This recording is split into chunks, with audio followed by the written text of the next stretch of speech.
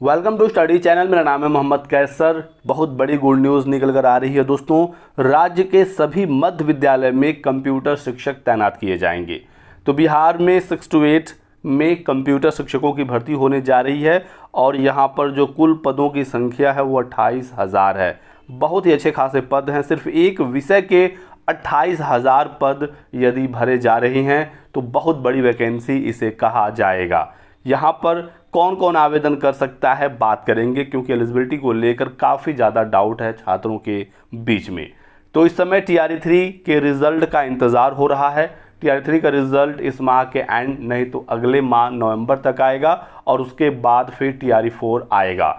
TR4 में 6 to 8 में 28,000 computer शिक्षक भर्ती की तैयारी चल रही है, आप यहाँ पर देख सकते हैं। और राज्य के मध्य विद्यालय यानी 6 to 8 में अस्थायी रूप से कंप्यूटर शिक्षक तैनात किए जाएंगे।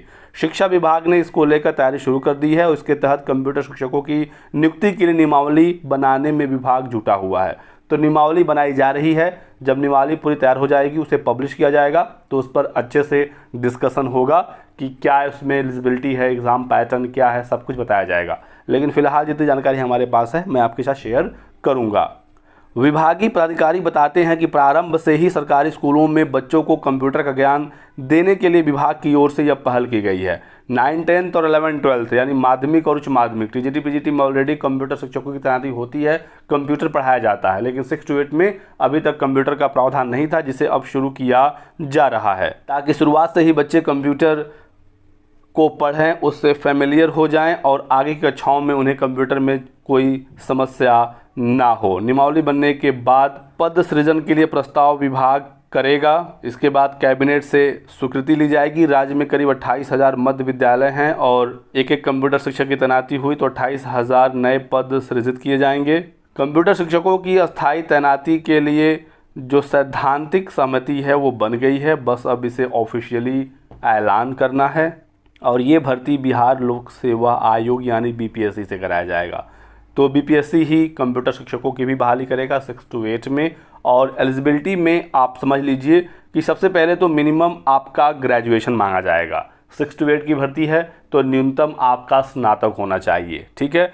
C-TET या B-TET का पेपर 2 आप पास होने चाहिए। जो न्यूनतम योग्यता है वो इतना है, ठीक है।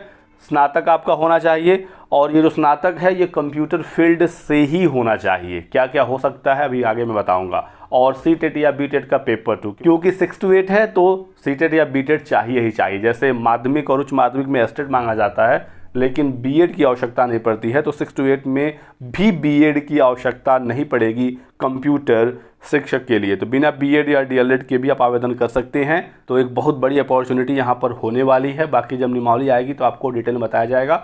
और ग्रेजुएशन में क्या क्या यहाँ पर मान्य होगा, तो कंप्यूटर से ही रिलेटेड आपका स्नातक होना चाहिए। इसका मतलब है कि यदि आपका BCA है या MCA है और आप C-TET पेपर 2 पास हैं तो आप एलिजिबल रहेंगे। इसी के साथ साथ यदि आपका BSc वगैरह है कंप्यूटर में तो भी आप एलिजिबल रहेंगे, या फिर आप B.Tech किए हुए छात्र हैं तो भी आप एलिजिबल रहेंगे। अब B.Tech में देखना होगा कौन कौन से ब्रांचेज ये एलिजिबल करते हैं, जैसे कंप्यूटर साइंस या IT, ठीक है। और यदि आपका साधारण स्नातक है यानी कि BA या BSc है या BCom है तो इसके साथ फिर कम से कम एक कंप्यूटर का ये डिप्लोमा मांगेंगे।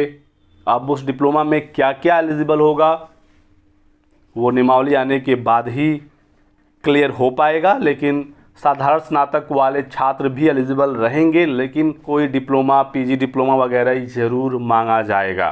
तो बहुत बड़ी एक भर्ती आने जा रही है और इसके बारे में अधिक जानकारी और भी हमें आगे मिलेगी तो सूचना दिया जाएगा। आप हमारे साथ जुड़े रहिएगा। वीडियो को लाइक कर दें, चैनल को सब्सक्राइब कर लीजिए और हमारे साथ बने रहिए।